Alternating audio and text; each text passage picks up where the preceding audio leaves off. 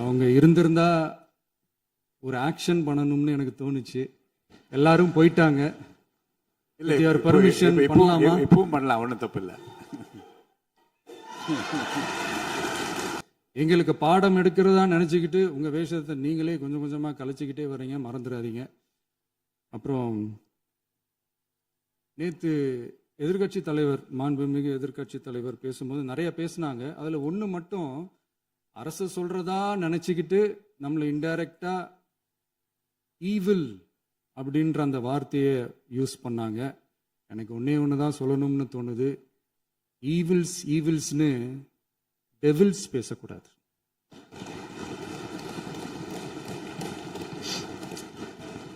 அவங்க இருந்திருந்தா ஒரு ஆக்ஷன் பண்ணணும்னு எனக்கு தோணுச்சு. எல்லாரும் போயிட்டாங்க. இல்ல With your permission பண்ணலாமா? இப்பவும் பண்ணலாம், ஒன்றும் தப்பு இல்லை.